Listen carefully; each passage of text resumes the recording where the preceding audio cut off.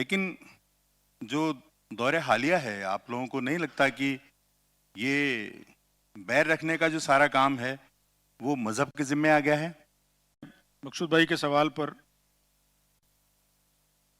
मजहब की जब हम बात करते हैं दोस्तों, तो पहले हमें यह तय करना चाहिए कि मजहब है क्या। क्या पूजा पद्धति, उपासना पद्धति जो है वो मजहब है? मेरे भाई नमाज पढ़ते हैं इसलिए वो मुसलमान है, मैं आरती करता हूं इसलिए मैं हिंदू हूं। माफ कीजिएगा, इन दोनों ही बातों का मजहब से कोई लेना देना नहीं। ये उपासना पद्धति है अनफॉर्चुनेटली, जिसको हमने मजहब मान लिया है। मजहब है क्या? इंसानियत सबसे बड़ा मजहब है। इंसानियत पे अगर कोई कायम है तो वो मजहबी है, और अगर उसमें इंसानियत नहीं है तो उसकी उपासना पद्धति कुछ भी हो, वो गैर मजहबी आदमी है, इंसानियत के खिलाफ काम करने वाला आदमी है।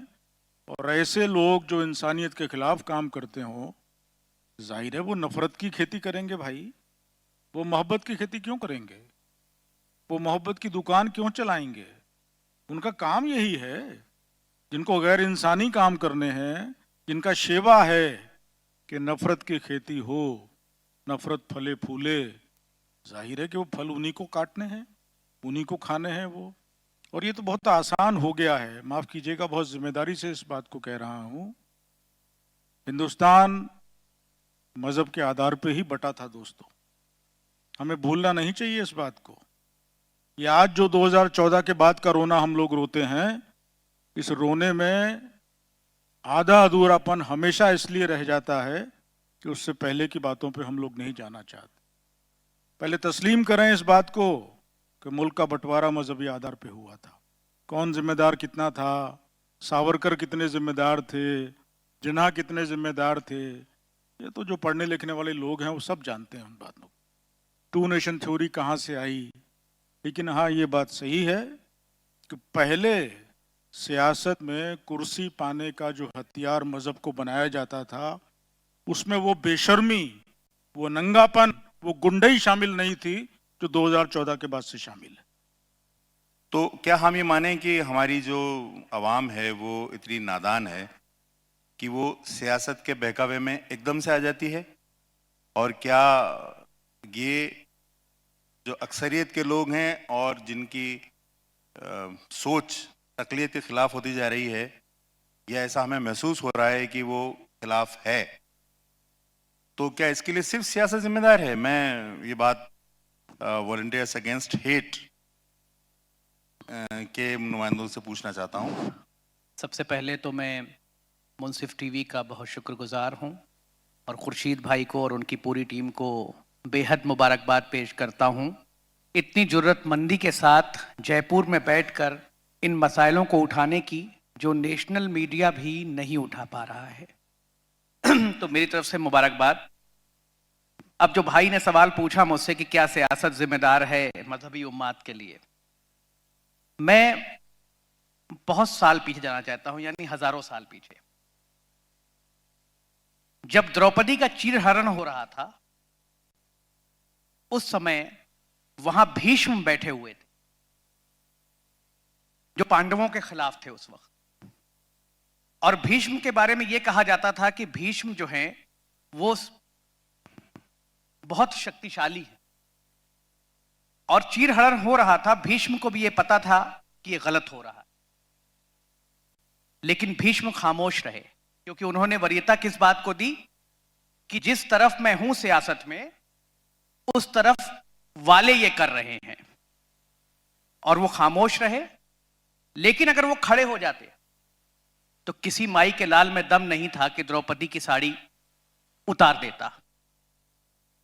जब जंग हुई उसके बाद तो सबसे पहले जो मारे गए, अगर मैं गलत नहीं हूं, तो भीष्म थे जिन्हें अर्जुन ने मारा। तो मसला यह है कि जुल्म किसी पर हो रहा है इस मुल्क में, और जो लोग बैठे हैं जिम्मेदार कुर्सियों पर वो खामोश हैं। यहीं से सारा उम्माद पैदा होता है, सारी मसलहत को जो है वो जगह मिलती है कि अगर मैं खामोश हूं, साहिल साहब खामोश हैं, खान साहब खामोश हैं, तो फिर बोलेगा कौन? अब रहनुमाओं के बारे में अगर आप बात करें तो जो भी रहनुमा है हमारा, जो ये कहता है कि हां आओ हम तुम्हें हक देंगे, वो एक को आंच और एक को धुआं कर रहा है। और मैं इसमें सियासी तौर पर दो मेजर पार्टियां हैं। पहली पार्टी ने, हमारे चचा ने कहा था, बहुत अच्छी बात कही थी उस वक्त उन्होंने, कि सबका साथ, सबका विकास, सबका विश्वास। लेकिन हकीकत में है कि सामाजिक तौर पर आपको हाशिए पे ढकेलना, व्यवसायिक तौर पर आपको हाशिए पे ढकेलना, राजनीतिक तौर पर आपको हाशिए पे ढकेलना, इसके सिवा अभी तक पिछले 9 सालों में मुसलमानों को बहुत कुछ नहीं मिला। एक भी कैबिनेट मंत्री, जिस कौम की आबादी 15%, 16% के आसपास है मुल्क में, उसका एक भी कैबिनेट मंत्री इस मुल्क में नहीं है। सत्तारूढ़ दल में उसका एक भी एमपी इस पार्लियामेंट में नहीं है, ना राज्यसभा में ना लोकसभा में। उत्तर प्रदेश सबसे बड़ी जो है विधानसभा के तौर पे स्टेट है, वहां पे एक भी विधायक चुन के नहीं आता है उनका। तो मसला यह है कि आप एक तरफ बीजेपी को देखते हैं और उसके चाल चरित्र को देखते हैं, और दूसरी तरफ का मैं एक एग्जाम्पल देता हूं आपको कि दूसरी तरफ है कांग्रेस।